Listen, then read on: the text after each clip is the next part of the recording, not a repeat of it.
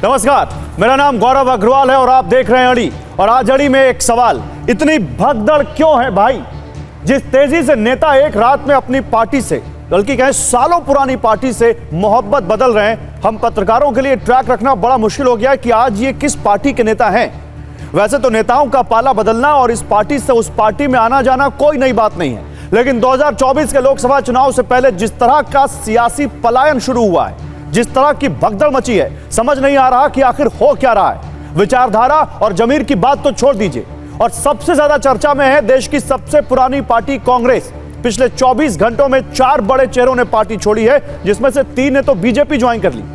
हालांकि बीजेपी में केवल एंट्री नहीं हो रही है, बीजेपी से एग्जिट भी हो रहा है। बीजेपी छोड़कर कांग्रेस जाने वाले भी कई नाम हैं। 2024 के चुनावों पर इसका क्या असर होगा? क्या कोई नैरेटिव इससे बनता है? क्या वोटर इससे प्रभावित होगा? आज अड़ी में इसी पर बात करेंगे, लेकिन उससे पहले मैं आपको कुछ बड़ी खबरें दिखाना चाहता हूं। बीजेपी में शामिल होने के बाद बोले गौरव वल्लभ, सनातन विरोधी नारे नहीं लगा सकता। गौरव वल्लभ ने यह कहा, राम मंदिर पर कांग्रेस के रुख से मैं दुखी हूं, कांग्रेस दिशाहीन होकर आगे बढ़ रही है, गौरव वल्लभ ने यह कहा। गौरव वल्लभ चुनाव लड़ चुके हैं कांग्रेस पार्टी की टिकट पर। गौरव वल्लभ प्रवक्ता रहे हैं कांग्रेस पार्टी के। गौरव वल्लभ कांग्रेस पार्टी के लिए टीवी पर अक्सर आपको दिखते रहे हैं, और अब वो कांग्रेस पार्टी को सनातन विरोधी कहते हुए छोड़ रहे हैं। वो कह रहे हैं वेल्थ क्रिएटर्स को गाली नहीं दे सकता, और मैं यहां पर अब बीजेपी में जा रहा हूं। बीजेपी में शामिल होने के बाद वो ये कह रहे हैं। हालांकि कांग्रेस से कुछ और नेता पार्टी छोड़कर गए। कांग्रेस से निष्कासन के बाद संजय निरुपम का कांग्रेस पर अटैक। कांग्रेस में 5 पावर सेंटर, ये कह रहे संजय निरुपम। कांग्रेस पार्टी बिखरी हुई है, ये कहा संजय निरुपम ने। कहा सब एक दूसरे से टकराते रहते हैं, और संजय निरुपम का दावा है कि उनको निकाला नहीं गया है, बल्कि पहले ही उन्होंने इस्तीफा भेज दिया था, जिसके बाद ये निकालने का नाटक किया गया, ये उनका दावा है। और संजय निरुपम पर नाना पटोले, जो कि महाराष्ट्र कांग्रेस के अध्यक्ष हैं, उनका पलटवार आया है। निरुपम के सिद्धांत और सियासत को जंग लगा, ये नाना पटोले ने कहा है। हमें धर्म से नहीं, धार्मिक विभाजनवादी राजनीति से परहेज, और जंग लग गया उनके सिद्धांतों को। कांग्रेस के अंत की भविष्यवाणी करने वाले बहुत आए और गए, नाना पटोले ने यह कहा। तो आइए अब आपको एक लिस्ट दिखाते हैं, जिससे आपको पता लगेगा कि पिछले कुछ दिनों में कांग्रेस में कैसी भगदड़ मची है। कांग्रेस से पिछले सभी बारी बारी कैसे, आप देखिए। गौरव वल्लभ जो पहले कांग्रेस में थे, अब बीजेपी में चले गए हैं, प्रवक्ता के तौर पर कांग्रेस का बड़ा चेहरा रहे। इसके अलावा संजय निरुपम जो पहले कांग्रेस में थे, अब कहीं नहीं है। अटकलें हैं कि शिंदे गुट शिवसेना में जा सकते हैं। मुंबई कांग्रेस के दिग्गज नेता विजेंद्र सिंह जो पहले कांग्रेस में थे, अब बीजेपी में शामिल हो गए। बॉक्सर के तौर पर इनकी एक अलग इमेज है। अनिल शर्मा जो पहले कांग्रेस में थे, बिहार कांग्रेस के अध्यक्ष थे, वो अब बीजेपी में चले गए, बिहार कांग्रेस के पूर्व अध्यक्ष।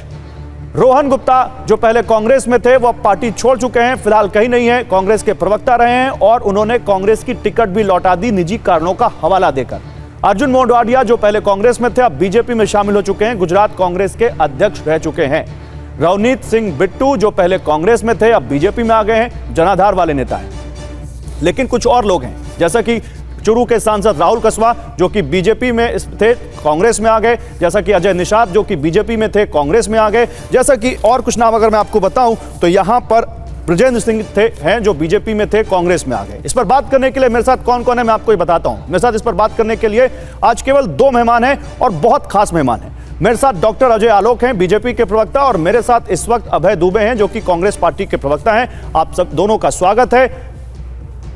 अभय जी, शुरुआत आपसे, आज शुरुआत आपसे करनी पड़ेगी। ये कांग्रेस पार्टियों के नेताओं की मोहब्बत रातों रात कैसे बदल जा रही है भाई? सालों से हम लोगों के साथ डिबेट करते थे, हमें इतने तर्क देते थे कि बीजेपी दुनिया की सबसे बुरी पार्टी है, और आज उनके लिए बीजेपी दुनिया की सबसे अच्छी पार्टी हो गई। बहुत अच्छी बात कही आपने, और मैं चाहता हूं कि ये सवाल जब भी वो भारतीय जनता पार्टी की तरफ से आए डिबेट में, तो पूछिएगा उनसे, एक बार पूछिएगा इन सारे नेताओं से कि कल तक आज जो कह रहे हैं कि वेल्थ क्रिएटर्स को हम भला बुरा नहीं कह सकते, वो उन्हीं के खिलाफ प्रेस कॉन्फ्रेंस लिया करते थे। पूछिएगा, सिद्धांतों के बल पर नहीं आए ये तो सब सत्ता के अतिथि कलाकार हैं। लेकिन एक भारतीय जनता पार्टी के लिए जो उनके कार्यकर्ता हैं, जो भाजपा कहती है कि ये दरी उठाने वाले देवतुल्य कार्यकर्ता, आज मैं उनसे संवाद स्थापित करना चाहता हूं गौरव अग्रवाल के माध्यम से। साथियों, 400 से अधिक सीट आपके राजनीतिक दल ने घोषित की है लोकसभा की।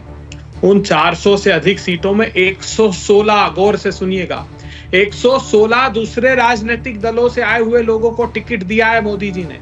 जिस बात का संकेत लालकृष्ण आडवाणी जी ने 2013 में दिया था कि अब भारतीय जनता पार्टी नानाजी देशमुख, दीनदयाल उपाध्याय और अटल बिहारी वाजपेयी की विचारधारा और सिद्धांत का राजनीतिक दल नहीं रह गया है, कुछ लोग हैं जो निजी हित साधने के लिए आए हैं। तो भारतीय जनता पार्टी आचार विचार व्यवहारहीन हो गई है। यहाँ पर कौन कौन चल सकता है? यहाँ पर भ्रष्टाचारी, यहाँ पर आतंकवादी, यहाँ पर ड्रग तस्कर, यहाँ पर व्यभिचारी, और इन सबकी फहरिस्त मेरे पास है। अरे अभय जी आप शुरू से कनेक्ट है ना? जब से मैंने शो शुरू किया तब से कनेक्ट है ना? आपको मेरी आवाज जा रही थी? मैंने वो नाम भी तो गिनाए हैं जो बीजेपी से कांग्रेस में गए हैं। नहीं, वो नहीं, मैं दूसरे गिनाता हूं आपको। आपने तो बहुत, मैं बताता हूं कि कहां परहेज नहीं करती भारतीय जनता पार्टी। ये गौर से देश के लोगों को सुनना चाहिए, इनको जानना चाहिए। स्वप्न मजूमदार, अंतरराष्ट्रीय ड्रग तस्कर का आदमी जो गुवाहाटी से पकड़ाया, और ये कहा गया बड़ी मात्रा में हेरोइन है वेस्ट बंगाल से, उसको उम्मीदवार बना दिया भारतीय जनता पार्टी ने। भारतीय जनता पार्टी ने जितनों पर आरोप लगाया उनको भाजपा में शामिल ही नहीं किया, मंत्री बनाया, टिकट दिए 116 लोगों को, और भाजपा ने परहेज नहीं किया। आरजेडी से आए हुए लोगों को टिकट दे दिया भारतीय जनता पार्टी ने। जो इनके अलाई है टीडीपी से भी लेकर टिकट दे दिया भारतीय जनता पार्टी ने। भारतीय जनता पार्टी ने जेडीएस से भी ले लिया। मतलब आप देखिए कि देवेगौड़ा जी के जो दामाद हैं उन तक को भारतीय जनता पार्टी ने बेंगलुरु रूरल से टिकट दिया। तो भारतीय जनता पार्टी, मेरे पास एक फहरिस्त है कि मैं आऊंगा, अभी लंबा शो है सर, आप ही दो फहरिस्त गिनाइएगा, लेकिन आपका मोटा आपकी मोटी लाइन क्या है? कांग्रेस और बीजेपी में अंतर क्या है? अगर कांग्रेस से बीजेपी में जा रहे हैं तो बीजेपी से कांग्रेस में भी जा रहे हैं, आप इसको अंतर कैसे करते हैं? बस एक लाइन में बता दीजिए, फिर अजय आलोक। एक लाइन में यह है कि ये देश के प्रजातंत्र को, देश के संसाधन जो लूट हो रही है उसको बचाने की लड़ाई है। हर कोई साथ निभा भी नहीं सकता राहुल गांधी का। जिसमें साहस है वो इस प्रतिकूल परिस्थिति में लड़ेगा। अंग्रेजों के सामने भी घुटने टेके थे लोगों ने, तो ये इस सरकार के सामने स्वाभाविक है उस विचारधारा के लोग। और मैं आगे बताऊंगा भारतीय जनता पार्टी के। अजय आलोक जवाब दीजिए भाई, ये जो इनके साथ जा रहे हैं वो देश बचाने के लिए जा रहे हैं, और जो आपके साथ आ रहे हैं वो देश डुबाने वालों के साथ आ रहे हैं, यही कह रहे हैं? देखिए, अभय जी को सारी जानकारी है, लेकिन अभय जी जानबूझ के अब गौरव वल्लभ को गौरव अग्रवाल बुलाएंगे, कभी कुछ बोलेंगे। सच्चाई तो ये है गौरव जी कि अगर कांग्रेस की विचारधारा से सहमति होती और कांग्रेस की राष्ट्र विरोधी सोच से सहमति होती तो बलवंतराव हेडगेवार जिन्होंने कांग्रेस सेवा दल बनाया, जो कांग्रेस के फाउंडिंग मेंबर्स में थे, जो उन्होंने आरएसएस का फॉर्मेशन किया, वो कांग्रेस से ही अलग नहीं होते अगर इतिहास के पन्नों में चले अभय जी। तो बलवंतराव हेडगेवार हमारे आरएसएस के संस्थापक, वो कांग्रेस के संस्थापकों में से थे, और उन्होंने कांग्रेस सेवा दल का निर्माण किया। और कांग्रेस के डिसइल्यूजन्ड, जो भारत को एक राष्ट्र नहीं मानता था, उस समय कांग्रेस में राष्ट्रवादी लोग थे। उस समय एक से एक बाल गंगाधर तिलक से लेके बाकी सब लोग थे जो कांग्रेस की सोच, नेहरू की सोच पे हावी रहते थे। जैसे जैसे कांग्रेस का पतन होते गया वैसे वैसे भारतीय जनता पार्टी बढ़ती गई और राष्ट्रवादी सोच बढ़ती गई। जनसंघ से शुरू हुई ये पार्टी, जनसंघ को विलीन कर दिया हमने कांग्रेस को हटाने के लिए जनता दल में, और भारतीय जनता पार्टी अस्तित्व में आई 1980 में। और उस राष्ट्रवादी सोच को लेके इंदिरा गांधी के उपजे हुए सहानुभूति से पहली बार 400 आपने पार किया। हम 2 सीट पे थे, हमने हार नहीं मानी, अपनी विचारधारा नहीं त्यागी और अपना रास्ता नहीं त्यागा। उसी रास्ते पे चलते चलते आज हम 300 प्लस हैं और 400 प्लस जाएंगे। आज यही कारण है कि कांग्रेस में मैं हमेशा कहता था कि कांग्रेस का ऐसा नहीं था कि राष्ट्रवादी सोच वाली नहीं थी। एक परिवार के कारण कांग्रेस का कारण विघटन होते चला गया। 1975 से अगर के रूट ट्रेस कीजिए, अगर विघटन नहीं होता ना तो 440 वाली कांग्रेस 44 पे आके नहीं टिकती। आपकी सोच राष्ट्र के प्रति ईमानदार नहीं थी, आपकी सोच एक परिवार के प्रति ईमानदार थी। जो परिवार के प्रति ईमानदार वो रह जाएगा, जो राष्ट्र के प्रति भक्त, राष्ट्रभक्ति जिसकी राह, वो आते चला जाएगा। ये विघटन चालू रहेगा, ये विघटन अभी खत्म नहीं हुआ है। मेढक की तरह हिबरनेशन में जाइएगा आप लोग, मेढक की तरह हिबरनेशन में और जगिएगा। 2029 में तब तक कांग्रेस का नया स्वरूप आ चुका होगा। राष्ट्र के लिए ज़रूरी है, लेकिन परिवार भक्तों के लिए बहुत ज़रूरी है कि उनका इस देश की राजनीति से अंत हो जाए, जिसकी बहुत पहले शुरुआत हो चुकी थी, अब परिणति की तरफ बढ़ रही है। 5 साल की बात और है। ठीक है अभय जी, जवाब है इसका? देखिए, बहुत अच्छी बात कही। पहले तो चूंकि कांग्रेस पार्टी से नहीं है, भारतीय जनता पार्टी में भी बाद में आए अजय आलोक जी, इसलिए इतिहास की ज्यादा जानकारी नहीं। हर्डीकर साहब ने मेरा अच्छा सेवा से दल इतिहास का बता गठन कीजिए किया। तब। सेवा दल का गठन किया था हर्डीकर साहब ने, और हेडगेवार जी नागपुर प्रांत के महामंत्री थे कांग्रेस पार्टी में। वो अंग्रेजों के खिलाफ नहीं लड़ सकते थे तो राष्ट्रीय स्वयंसेवक संघ बनाया। भारतीय जनता पार्टी के जो बुनियाद के पत्थर है, सिर्फ वही नहीं बनाया, जो भारतीय जनता पार्टी के बुनियाद के पत्थर श्यामा प्रसाद मुखर्जी, जब गांधी जी, महात्मा गांधी करो और मरो और भारत छोड़ो आंदोलन का उद्घोष कर रहे थे, जब बूढ़ी गांधी तामलुक के जिले में अपना मातंगी हाजरा एक के बाद एक 3 गोलियां खाकर वंदे मातरम का उद्घोष कर रही थी, तब ये प्रस्ताव दे रहे थे कि कैसे बरतानिया हुकूमत को इस आंदोलन को कुचलना चाहिए। वो एक प्रस्ताव इन्होंने दिया। मुस्लिम लीग के साथ सरकार चलाते थे नॉर्थ वेस्ट फ्रंटियर प्रोविंस। मोटी बात क्या मालूम है अभय जी? ये चलिए, इतिहास आपने बता दिया, इतिहास उन्होंने बता दिया। मोटी बात मालूम है क्या इसमें मैसेज है? मैसेज ये है कि क्या कांग्रेस पार्टी डूबता हुआ जहाज है जिस वजह से उसके तमाम नेता पार्टी छोड़कर भाग रहे हैं? इस सवाल का क्या जवाब है? देश को डुबाने के लिए जो राजनीतिक दल काम कर रहा है, उसके खिलाफ एक साझा लड़ाई है देश के प्रतिपक्षी दलों की। प्रतिपक्षी दलों के लोग एक साथ दृढ़ता से लड़ रहे हैं। आप उठाकर लंबी फहरिस्त देख लीजिए। जो आडवाणी जी ने कहा था वो बात आज चरितार्थ होती हुई दिखाई दे रही है। सैफुल्लाह फारूक जैसे आतंकवादी को भारतीय जनता पार्टी ने टिकट दिया। तालिब हुसैन हमारे गृह मंत्री के मंच पर को साझा करता है, आतंकवादी। तारिक अहमद मीर को इन्होंने टिकट दिया जो घोषित आतंकवादी था, पाकिस्तान से हथियार सप्लाई करने वाला। भारतीय जनता पार्टी ने बर्नार्ड मराक को टिकट दिया मेघालय के मुख्यमंत्री के खिलाफ। वो कब दिया? जब उसके पास से 100 डिटोनेटर पकड़ में आए। 76 महिलाएं मजबूरी में, जिनका 7 बच्चे थे जिसमें, और ये उत्तर प्रदेश में पकड़ाया इन्हीं के प्रांत की सरकार में, उसकी जमानत कराकर उसको मेघालय में इन्होंने टिकट दिया। भारतीय जनता पार्टी में जितनों पे भ्रष्टाचार के आरोप लगाते थे, वो चाहे अशोक चौहान हो, चाहे वो प्रफुल्ल पटेल हो, चाहे वो अजीत पवार हो, चाहे वो अदिति तटकरे हो, चाहे वो भावना गवली हो, चाहे वो यशवंत यादव हो, चाहे वो यामिनी यादव हो, चाहे छगन भुजबल हो, आप देख लीजिए ना, इनका चरित्र चित्रण सामने आ जाएगा आपको। जिनको ये रद्दी माल बताते थे, अरे भाई, तो आप उसको क्यों ले रहे हैं अपनी पार्टी में, जो इन्हीं रद्दी माल वाली पार्टी से आपके यहाँ आ रहा है? आप भी तो ले रहे हैं। मैं एक सवाल दूसरी बार पूछ रहा हूं। आप जिसको रद्दी माल बता रहे हैं, आप जिसको बता रहे हैं पार्टी जो करप्शन में डूबी हुई है, आप जिसको कह रहे हैं कि डुबा रहा है जो देश को, आप उससे आए हुए लोगों को क्यों ले रहे हैं? आप पे जो इन पर बात लागू होती है वो आप पे क्यों नहीं लागू होती? गौरव जी, 100 लोग हैं भारतीय जनता पार्टी में, 100 इनके दरी उठाने वाले कार्यकर्ता से जो शिखर तक पहुंचे थे, वो रेबेलियन के रूप में भारतीय जनता पार्टी के खिलाफ लड़ रहे, कांग्रेस से ही नहीं, दूसरे दलों से भी। आप सोचते तो सही, 400 में से 116 सीटें अगर भारतीय जनता पार्टी ने दूसरे राजनीतिक दलों से आए हुए, मैंने उनको कोई क्लीन चिट नहीं दी। मैं उनसे भी यही सवाल पूछ रहा हूं, लेकिन मैं आपसे भी तो पूछ सकता हूं ना। तो मुझे एक नाम बताइए ना, एक नाम जिसपे आरोप लगा हो भ्रष्टाचार का, जो गया हो जेल भारतीय जनता पार्टी से, जिसको लिया हमने, एक नाम बता दीजिए। मेरे पास तो लंबी फहरिस्त है। मैंने कहा व्यभिचारी, अत्याचारी, भ्रष्टाचारी। तो केवल भ्रष्टाचार, विचारधारा कोई चीज नहीं होती सर, विचारधारा कोई चीज नहीं होती। तो लड़ाई विचारधारा की लड़ाई है। ये तीखे सवाल तो आपको मोदी जी से करना चाहिए गौरव जी। अरे तो आपसे क्यों नहीं कर सकते भाई? मैंने कहा ना, ये देश बचाने की लड़ाई में सबको आहुति देनी है, बड़ा हृदय रखकर सबको आहुति देनी है। संसाधनों की लूट हो रही, 5,35,000 करोड़ रुपए के बैंक फ्रॉस्टर्स हैं। अच्छा। 5,38,000 करोड़ का एनसीएलटी का घोटाला हुआ है। अभी सर्वोच्च अदालत की न्यायाधीश ने बताया कि नोटबंदी जैसा बड़ा स्कैम भारत में नहीं हुआ। निर्मला सीतारमण, हमारी वित्त मंत्री के पति, बता रहे हैं कि इलेक्टोरल बॉन्ड जैसा स्कैम आजाद भारत में कभी नहीं हुआ।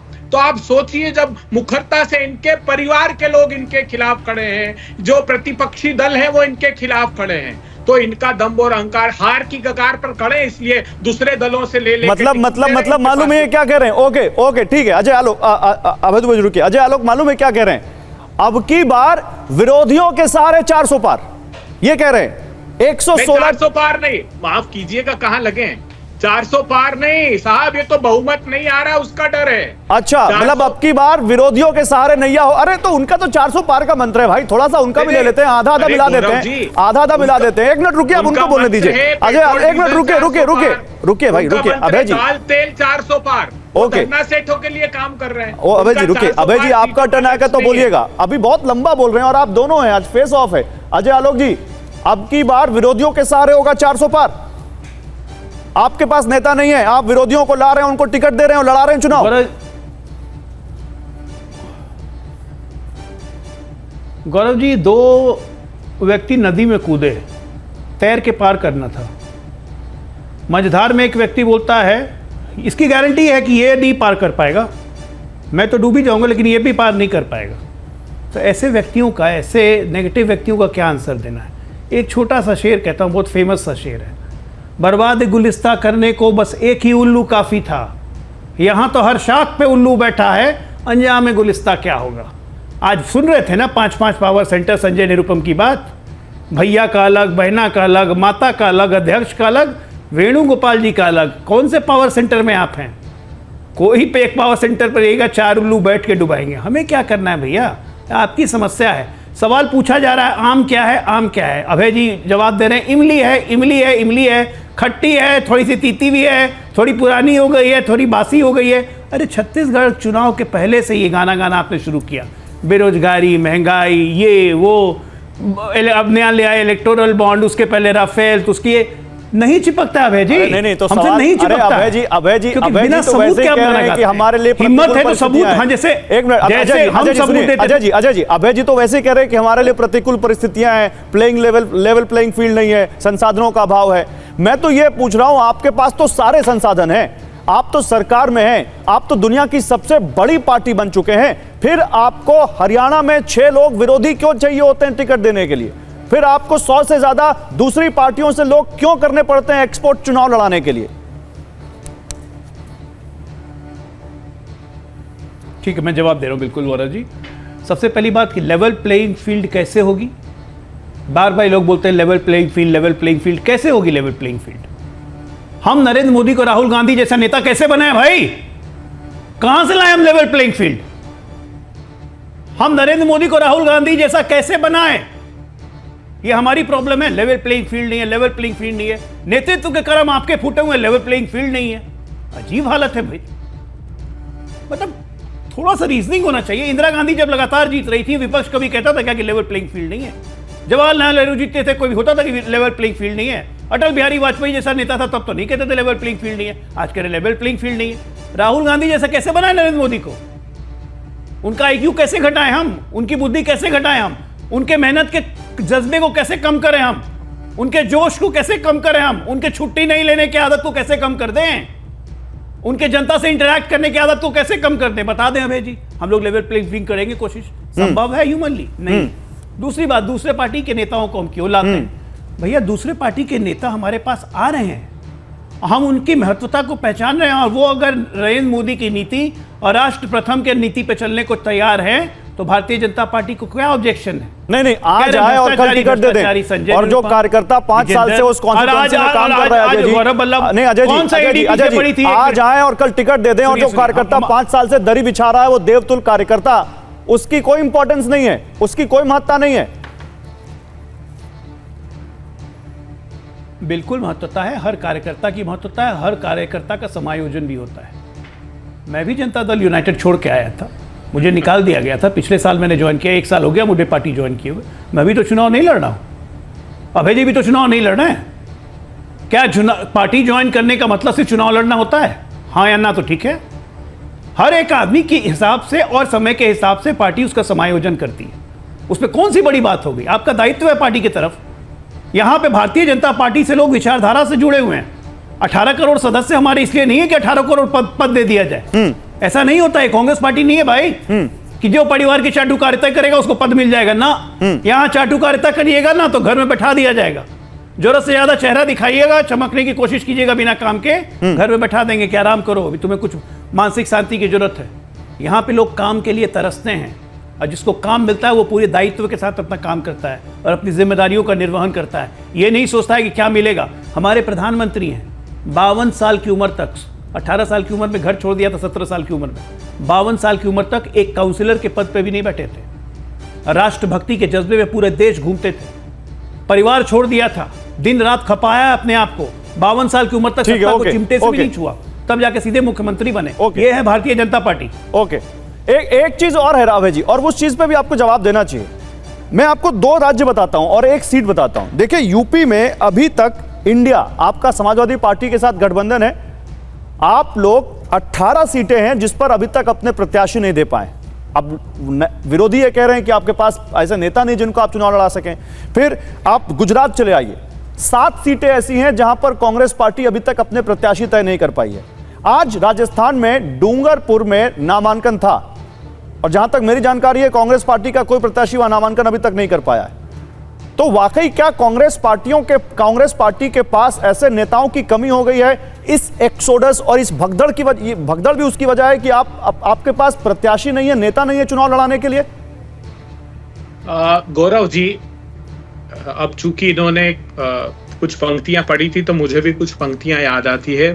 मन मैला तन उजला बगुला कपटी रंग, तासे तो कोवा भला तन मन एक ही रंग। भारतीय जनता पार्टी, देखिए आप खुद ही स्वीकार दिया कि मैं खुद भी भारतीय जनता पार्टी से नहीं हूँ। देश के भारतीय केरला में दिख रहे हैं विद्वान लोग देख रहे हैं। अब जो केरला में दिख रहे हैं, बहुत काऊ हो रही है आपस में। कौवे जो हैं नहीं, इस स्तर पर नहीं जाते हैं अजय जी, इस स्तर पर नहीं जाते हैं। केरला में कौवे बहुत दिख रहे हैं, इस स्तर पर नहीं जाते हैं। दिन भर कौन काऊ काऊ करता है, ये पूरा देश। नहीं अभय जी, मेरे सवाल पर रहिए आप। मेरा सवाल यह है कि आपके पास क्या वाकई नेता नहीं है चुनाव लड़ाने के लिए? भी गौरव जी, मेरी जगह भी आप बोल लीजिए ना फिर। नहीं, आपसे आप बोलिए। हाँ, भारतीय जनता पार्टी के प्रवक्ता को बता देना चाहता हूं, राहुल गांधी जी जन्म जन्मांतर तक नरेंद्र मोदी नहीं हो सकते। राहुल गांधी जी नोटबंदी जैसा स्कैम आजाद भारत के इतिहास का इतना बड़ा, जिससे लोगों को लाइन में लगकर तड़पा कर मार दिया, उनके पैसों के लिए बच्चों का इलाज नहीं कर पाए। राहुल गांधी जी 8,000 करोड़ रुपए का जो इलेक्टोरल बॉन्ड का स्कैम है, जिसमें धंधा देकर चंदा लिया, चंदा लेकर धंधा दिया, शेल कंपनियों से छापे पड़वा कर चंदा लिया, ये राहुल गांधी जी कभी नहीं कर सकते थे। राहुल गांधी जी रहते तो 12 करोड़ लोगों के रोजगार नहीं छूटे, ओके, अब मेरे सवाल पे आते हैं। आमदनी नहीं। अभय जी, अब मेरे सवाल पे आते हैं। क्या कांग्रेस पार्टी के पास नेता? गलत बात है। नहीं सर, गलत बात क्या है? मैं सवाल पे ना लाऊं आपको। बिल्कुल नहीं, गलत बात है। आपकी तरह से थोड़ी बोलूंगा मैं। मुझको जो प्रतिक्रिया देनी है पहले मैं प्रतिक्रिया व्यक्त करूंगा। राहुल गांधी जी कभी नरेंद्र मोदी नहीं हो सकते कि अपने धन्ना सेठ को 12 लाख करोड़ की नेटवर्थ कमा दे और किसान की आमदनी 27 रुपए कर दे, किसानों को जीप के नीचे रोंद कर मार दे, किसानों को पीछे से सिर में गोली मार दे। प्रधानमंत्री जी ये नहीं करते। बलात्कारियों को प्रशय नहीं देते, हाथरस से लेकर उन्नाव तक। मणिपुर की हिंसा पर महिलाओं को, जो हमारे सैनिकों की बहन बेटियों को नग्न घुमाया जा और 50-50 दिन मौन साधे नहीं रहते। अगर राहुल गांधी जी होते तो कश्मीर में, चाहे वो राहुल भट्ट हो, चाहे वो माखनलाल बिंद्रू जो 90 के दशक में भी घाटी छोड़कर नहीं गए, उन लोगों की टारगेटेड किलिंग और मौन साधे रहते, ये कभी राहुल गांधी नहीं। अभय जी, पाकिस्तान में बिरयानी बहुत लंबा हो गया। अभय जी मेरे सवाल पे आते हैं। मैं आपको जो सवाल पूछ रहा हूं उस पे आते हैं। क्या कांग्रेस पार्टी के पास नेताओं की कमी हो गई है? कुछ नेता तो पार्टी टिकट वापस कर दे रहे हैं, कई जगहों पे आप टिकट अनाउंस नहीं कर पाए, दिल्ली तक में अभी आप टिकट अनाउंस नहीं कर पाए। तो ये क्या नेताओं की कमी हो गई आपके पास नेता नहीं चुनाव लड़ाने के लिए? भाजपा नेताओं ने टिकट वापस नहीं किए। क्या बात करते हैं? मैं बीजेपी के पास जाऊंगा अभी। इसका क्या मतलब है कि कांग्रेस, बीजेपी ने वापस कर दिए तो कांग्रेस ने भी वापस कर दिए? हम दिखा रहे हैं, हम ग्राफिक्स में दिखा रहे हैं कि बीजेपी ने भी वापस किए हैं, कांग्रेस ने भी वापस किए। लेकिन मैं कांग्रेस पार्टी की रीजनिंग आप ही से तो पूछूंगा सर, आप कांग्रेस पार्टी के प्रवक्ता हैं, बीजेपी के तो है नहीं। मैंने आपको साफ कहा कि लड़ाई पूरे देश के प्रजातंत्र पर हमले की। कांग्रेस पार्टी के लिए प्रतिकूल परिस्थिति नहीं है, देश के लिए प्रतिकूल परिस्थिति। आज फिर आपके चैनल पर मैं प्रामाणिक रूप से कहता हूं, भारतीय जनता पार्टी के जो छटपटाहट है वो बहुमत के निकट नहीं है, इसलिए तिलमिलाए हुए। अब आप देखिए, आप जिन पर आरोप लगाते थे, आपने मधु कोड़ा पर आरोप लगाया, मधु कोड़ा की वाइफ को शामिल कर दिया और टिकट दे दिया वहां पर इन्होंने। ये आप शिबू सोरेन की बहू को टिकट दे दिया झारखंड। खुद के हैं नहीं, खुद के लोग ढूंढे नहीं मिल रहे इनको। आप आरजेडी से आए हुए लोगों को टिकट तक दे दिया भारतीय जनता पार्टी ने बिहार में। मेरे पास लंबी फहरिस्त है। तो आप उत्तर, दक्षिण, पूर्व, पश्चिम सारे आयातित लोगों को टिकट दे रहे हैं। क्यों प्रधानमंत्री जी? क्योंकि भयवश ये आपको सत्ता जाने का डर सता रहा है और ये विश्वास मानिए पूरे देश के लोगों ने मानस बना रखा है। इस बार सब जगह जहां मैं जा रहा हूं वहां उत्तर प्रदेश में भी। तो चलिए, उनके पास बाहरी तो है, क्या आपके पास बाहरी भी नहीं है? हमारे पास है। 1 जून तक चुनाव है। गौरव जी क्या बात करते हैं? भारतीय जनता पार्टी को हार की जल्दी है, इसलिए जल्दी। हाँ, तो 1 ही जून तक चुनाव है, उसके आगे नहीं है सर। कब प्रत्याशी अनाउंस होगा, कब प्रचार होगा, कब वहां पर लोगों के पास मैसेज जाएगा कि कांग्रेस पार्टी का ये चेहरा है जिस पे हमें वोट देना है? पहले आप पूछते थे कब गठबंधन होगा, कब आरजेडी से होगा, कब शिवसेना से हुआ ना। हाँ, तो पूछते थे, सपा से होगा, बिल्कुल सपा से सपा से गठबंधन हुआ, शिवसेना से गठबंधन हमारा हुआ, एनसीपी से गठबंधन हुआ, हमारा जहां व्यापक बड़े दल हैं ये सारे। भारतीय जनता पार्टी के 9 दल ऐसे जिन्होंने लोकसभा का चुनाव नहीं लड़ा, इनके 16 दल ऐसे जिनका एक भी सांसद नहीं है। भारतीय जनता पार्टी ने 52 सीटों पर जमानत जब्त हुई, 11 प्रांतों में इनका एक भी सांसद। अच्छा, डूंगरपुर में नामांकन हो गया, कौन है आपका प्रत्याशी बताइए? अब आपके लिए नामांकन की तारीख तो बढ़ेगी नहीं, कौन है प्रत्याशी बताइए वहां से? भाई एक स्पेसिफिक सीट पर मैं कोई इलेक्शन कमेटी का मेंबर तो हूं नहीं जो डिबेट में आपको बता दूंगा। ऐसे तो मैं पूछ लूं इनसे नॉर्थ ईस्ट के नाम या आंध्र प्रदेश तो के नाम। पूछिए ना, पूछिए। नहीं गौरव जी माफ कीजिएगा, आप भी नहीं बता पाएंगे अगर मैं पूछूंगा तो, इसलिए आप उस डिबेट में मत जाइए। 100% प्रत्याशी हमारे दृढ़ता से लड़ेंगे और इंडिया का गठबंधन का दल 400 पार लिख कर रखिए पोस्ट पोल अलायंस के साथ। मैं आज कह रहा हूं आपको, बहुजन समाज पार्टी कांग्रेस के साथ आएगी, समाजवादी पार्टी पहले से कांग्रेस के साथ है, निषाद है, राजभर है। अच्छा एक चीज बताइए, मैंने आपको बहुत समय दिया, मैं अजय आलोक के पास जाऊंगा। राहुल गांधी वायनाड में इलेक्शन लड़ रहे हैं, दिल्ली में केजरीवाल जेल में है, कौन लड़ाएगा यहां पर आपके गठबंधन को चुनाव? कौन प्रचार करेगा? बस यही भारतीय जनता पार्टी के मंसूबे नाकामयाब होंगे। जनता लड़ रही है। इन्होंने जेल में क्यों डाला केजरीवाल को, हेमंत सोरेन को जेल में क्यों डाला? वहां बीआरएस से अंतिम समय तक ये कोशिश करते रहे, नहीं हुआ तो वो कविता को जेल में डाल दिया इन्होंने। बीजेडी क्या छापे मारे इनको, जो बीजेडी पे अश्विनी वैष्णव को जो राज्यसभा की सीट पर जीत मिली वो कैसे मिली? वहां पर छापे मारे, शामिल क्या उन्होंने पत्र जारी कर दिया कि हम समर्थन व्यक्त करते हैं। भारतीय जनता पार्टी ने ईडी सीबीआई को अपनी अग्रणी संगठन बना लिया। ठीक है, ओके। इस डिबेट में तो हम लोग कितनी बार बात कर चुके हैं, लेकिन आपने जो मोटी बात कही है कि इनके पास बाहरी हैं, इसलिए इनके पास बहुत सारे प्रत्याशी हैं। आप लोग कह रहे हैं कि अभी 1 जून तक इंतजार करिए, प्रत्याशी आ जाएंगे। अजय आलोक बताइए इसका क्या जवाब है? पहले तो ये झूठ बोलते हैं लाइव टीवी पे कि आरजेडी से आए हुए को हमने प्रत्याशी बना दिया बिहार में। कौन सी लिस्ट है इनके पास जो आरजेडी से आए हुए हमने प्रत्याशी? रामकृपाल यादव नहीं आए? रामकृपाल यादव कब से हमारे एमपी हैं? 2014 से एमपी आए तो अरे रामकृपाल यादव 2014 से एमपी है, 14-19 दोनों टर्म एमपी रह चुके, अभी भी आरजेडी का मानेंगे उनको? आपकी मति भ्रष्ट हो गई है। ऐसे देखिएगा तो ऐसे देखिएगा तो अबे जी प्लीज, अबे जी फालतू चीज में क्यों बहस करते हैं? मैं एक बात पूछ रहा हूँ, अरे छोड़िए ना, एक मिनट छोड़िए। अब रामकृपाल यादव 2014 से हमारे एमपी हैं, इनको आरजेडी के दिख रहे हैं। अब इसका क्या जवाब है मेरे पास? मेरे पास इसका कोई जवाब ही नहीं है। 2014 2019 2 टर्म एमपी रह चुका हमारे यहाँ से, और तभी इनको आरजेडी का दिखता है। तो मैं क्या करूँ? ऐसे ही बुद्धि के आगे पर्दा ऐसे ही पड़ता है। अरे आपके कोई बीजेपी का नहीं है, तो सबसे अजय आलोक जेडीयू से आए। बुद्धि के आगे विवेक पर्दा ऐसी पड़ा रखिए, हमारे लिए अच्छा है। दूसरी बात अभय जी मैं बोल लूं, अजय आलोक बोलने दीजिए। गौरव जी हरियाणा में इनके 10 में से 6 सीट मैंने आपको दूसरे दलों की है। अरे मैंने इतने पेशेंटली आपको सुना, एक बार भी इंटरफेयर नहीं किया। सुन लीजिए ना, अरे ज्यादा बोलने से थोड़ी ना अपनी बात साबित हो जाती है। मैं कम ही बोलता हूं लेकिन ठीक ठाक बोल लेता हूं, बोलने दीजिए मुझे। दूसरी बात मैं कह रहा हूं, बहुत धैर्यपूर्वक बहुत आराम से पूछ रहा हूं आपसे।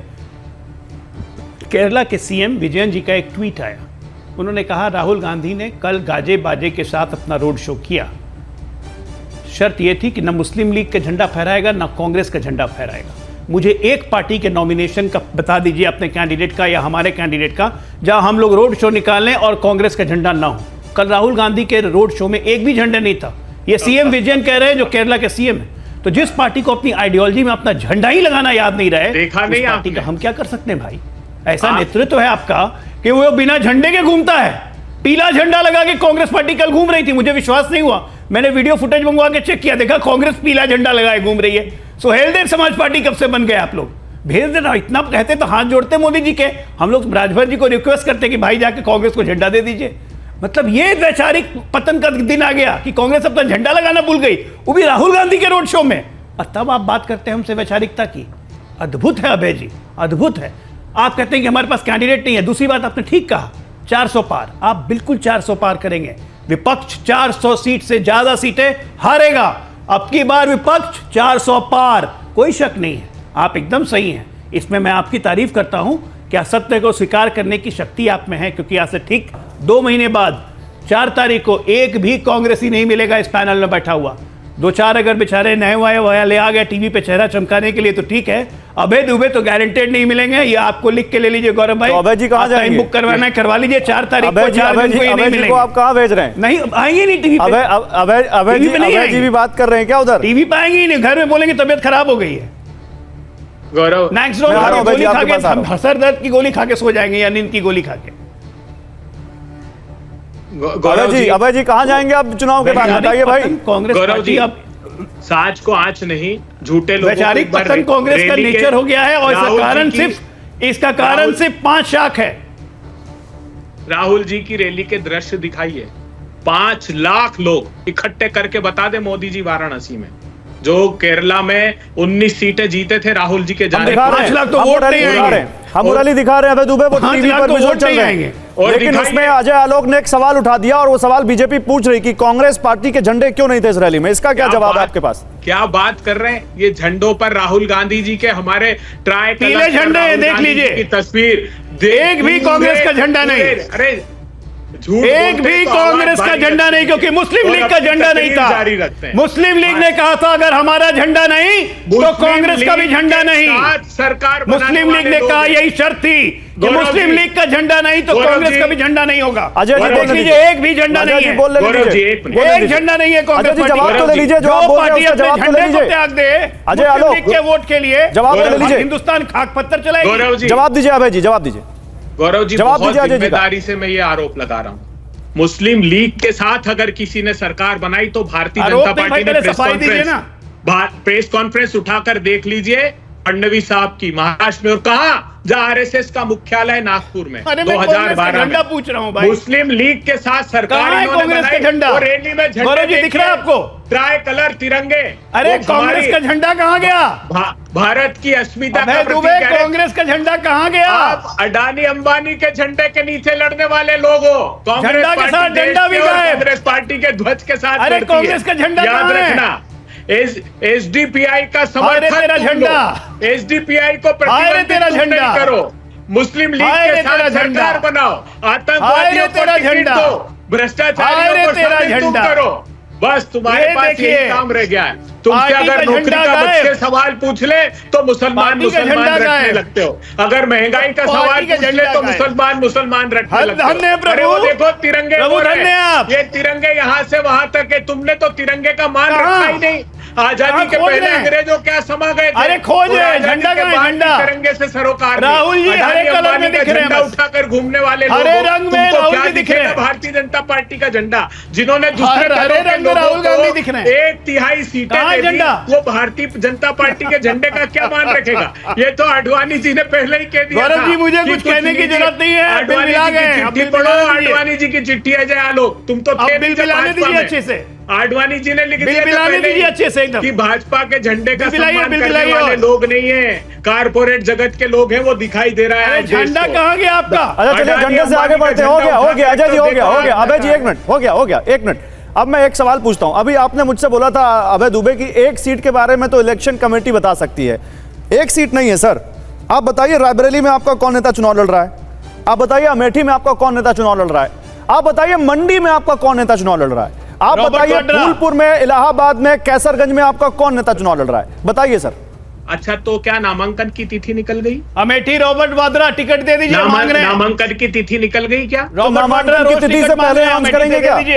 नामांकन की तिथि से पहले अनाउंस करेंगे क्या? तो ये संविधान में क्या लिखा है कि गौरव अग्रवाल कहे तब? सर जहां का नामांकन बीत गया वो भी नहीं बता रहे आप, और जहां का नामांकन है वहां भी आप कह रहे नामांकन बीत गया। मुझे एक बात तो बता दो साहब कि अगर आप chief election commission of India होते और कहते कि नहीं साहब मेरे टेलीविजन चैनल पर ही फॉर्म भरो तो हम ये स्वीकार कर लेते, लेकिन आप है नहीं। और भारतीय जनता पार्टी, मेरे पास पूरी फहरिस्त है कि इन लोगों ने कैसे देश के लोगों को गौर से सुनना मांग रहे हैं वो अमेठी से। आप सोचो कि इंटरनेशनल ड्रग तस्कर को टिकट दे रहे हैं ये लोग। आप कल्पना तो करिए, मोदी जी का व्यवहार तो देखिए। बोल रहा हूँ इंटरनेशनल ड्रग तस्कर कहाँ है? वो डिटेल में बताइए अगर आपके पास है। अजय आलोक जवाब देंगे उसका। 1 मिनट, ये बड़ी गंभीर बात बोल रहे हैं आप, डिटेल में बताइए कौन से ड्रग्स तस्कर को इन्होंने टिकट दिया। अजय आलोक जवाब देंगे और आप बड़ी ईमानदारी से ऑन रिकॉर्ड बोल रहे हैं ये आप, और उसका जवाब मिलेगा आपको। स्वप्न मजूमदार है, जिनके पास गुवाहाटी में, जो वेस्ट बंगाल से इन्होंने टिकट दिया है, आप चेक कर लीजिए, जिसके गुवाहाटी में पकड़ा और ये जेल भेजा, ये बताया गया वहां कि बहुत बड़ी मात्रा में उसके पास हेरोइन पकड़ाई है और इंटरनेशनल ड्रग तस्करों का रैकेट। ये मैं नहीं कह रहा हूं, देख लीजिए, आप गूगल करिए सारे समाचार पत्रों में। बर्नाक मराठ, जिसके यहाँ 100 डिटोनेटर निकले, 76 महिलाएं और 6 बच्चे निकले, मासूम नाबालिग बच्चे, उसके जमानत करवा के इन्होंने मेघालय के मुख्यमंत्री के खिलाफ चुनाव लड़ाया। तारिक अहमद मीर, घोषित पाकिस्तान का आतंकवादी, जम्मू कश्मीर से विधानसभा का टिकट दिया। सैफुल्लाह फारूक, जो ब्राह्मणों की हत्या में 10 साल जेल लेकर आया, जो आरिफ मसूद का शिष्य, 1 साल पाकिस्तान से ट्रेनिंग ली, वहां से आने के बाद इन्होंने जम्मू कश्मीर के वार्ड नंबर, ठीक है, अब जवाब लेते हैं। बड़ी लंबी फहरिस्त गिना दी आपने, जवाब अजय आलोक इसका। अभय दुबे को समझ में भी नहीं आता है कि झूठे आरोप लगाने से क्या होता है। कल ही हमने एक नोटिस भेजा है ना, कल ही नोटिस भेजा है ना आतिशी को कि गलत आरोप लगाइएगा, 15 दिन के अंदर सफाई दीजिए, सबूत दीजिए, नहीं तो मानहानि का दावा पेश करेंगे। अभी आपने जितने नाम लिए हैं कैंडिडेट्स के, जो चुनाव लड़ रहे हैं, उन सबको मैसेज चला जाएगा, सबको कल नोटिस भेज देंगे जी आप मित्र हैं बिना मतलब। और अगर होगा तो प्रधानमंत्री जी को नहीं तो टीवी, नेशनल टीवी पे एलिगेशन लगा रहे हो, बिल्कुल फिर माफी मांग के नजर आइएगा, जो आप लोग की आदत बन गई। राहुल गांधी भी माफी मांगते थक गए, आप लोग बेशरम हो चुके हैं, कोर्ट में जा के माफी मांगते हैं, तब भी प्रमाणित करते रहते हैं। एक प्रमाण आपके पास नहीं होता है, एक प्रमाण आपके पास होता नहीं है, फालतू का झूठ मूठ का आरोप लगाने के लिए यहाँ बैठ जाते हैं। कुछ वजूद हो ना तो सच्चाई में बात किया कीजिए, तर्क से बात किया कीजिए। मैंने बोला झंडा, जवाब नहीं, मैंने बोला प्रश्न, जवाब नहीं, आप उम्मीदवार पे प्रश्न पूछे जा रहे हैं, जवाब नहीं, क्या बात आप कर रहे हैं यार, कुछ भी बोले चले जाते हैं, मतलब मूविंग हो गया, कुछ भी निकल जाएगा, कुछ बोल देंगे। अभय जी रुकिए, अभय जी आपने जवाब, आपने सवाल आप पूछा है, जवाब तो देने दीजिए सामने वाले को, अभी बोलिएगा। अजय आलोक 30 सेकंड, फिर अभय दुबे। देखिए गौरव जी, मैं ज्यादा बोलने में यकीन नहीं करता हूं, लेकिन कम ही बोलता हूं, लेकिन उन्होंने बहुत गंभीर आरोप लगाए, देखने में चोट लगे, गाँव खरद गंभीर, और मैंने साफ साफ तर्क के साथ बोल रहा हूं, ये झूठ बोल रहे हैं। और नेशनल टीवी पे पहले भी इन्होंने झूठ बोला जो मैंने एक्सपोज किया, और फिर झूठ बोल रहे हैं। और जिन जिन कैंडिडेट्स का नाम लिया, जो चुनाव लड़ रहे हैं, कि हेरोइन तस्करी ना, मजूमदार साहब का अगर लीगल नोटिस आएगा आपको, माफी मांगिएगा, नहीं तो झूठ मूठ का फिर न्यायालय जाके माफी मांगना पड़ेगा राहुल गांधी की तरह। गलत आरोप राजनीतिक में, सार्वजनिक जीवन में रहने नहीं, किसी और प्लेटफॉर्म को मत दिखाइए अभय जी। अभय जी, मैं आपसे पहले भी रिक्वेस्ट कर चुका हूं, आप किसी और दूसरे प्लेटफॉर्म को यहां पर मत दिखाइए, आप अपनी बात बोलिए, आपको बोलने से नहीं रोक रहा हूं, लेकिन ऐसे किसी और प्लेटफॉर्म को मत दिखाइए, ये हम एज अ प्लेटफॉर्म इसको अलाउ नहीं करते। आपको बुलाया है, आप अपनी बात रखिए। आपका प्लेटफॉर्म साहस ही नहीं जुटाता है क्या? अरे सर प्लीज, अब देखिए, अब आप पर्सनल होंगे ना, देखिए मैं कुछ टेक्निकलिटीज में बात कर रहा हूं, मैंने आपको कोई पर्सनल नहीं हुआ, अगर आप पर्सनल होंगे तो पर्सनल होने के लिए मेरे पास बहुत कुछ है। आपको बुलाया है, आपकी बात सुनी है और आपके बात पे मैं जवाब ले रहा हूं, लेकिन आप किसी और दूसरे प्लेटफॉर्म को दिखाएंगे तो वो नहीं अलाउ कर सकता सर मैं। सारे समाचार पत्रों ने प्रकाशित किया है, बंगाल भाजपा के 12 उम्मीदवार ने झूठ बोलने के अलावा कोई काम नहीं है, और कोई तथ्य बचे नहीं है अपने पास, इनके पास कोई तथ्य नहीं बचे हैं बोलने के लिए। मैं लगातार शुरू से, अच्छा मैं एक सवाल पूछता हूं, मेरे पास समय कम है, मेरे पास समय कम है, एक मिनट रुकिए, आप दोनों लोग रुकिए। अभय जी मुझे ही बताइए, क्या कांग्रेस पार्टी सनातन विरोधी है?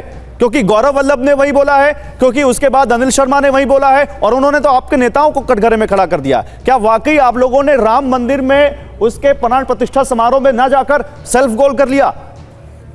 हमारे शंकराचार्यों ने आदर पूर्वक आग्रह किया था, भारतीय जनता पार्टी को जिलेबी घूमेगी, भूख मत मिटाओ, जिलेबी घूमेगी। शिखर पूरा मंदिर निर्माण नहीं हुआ था।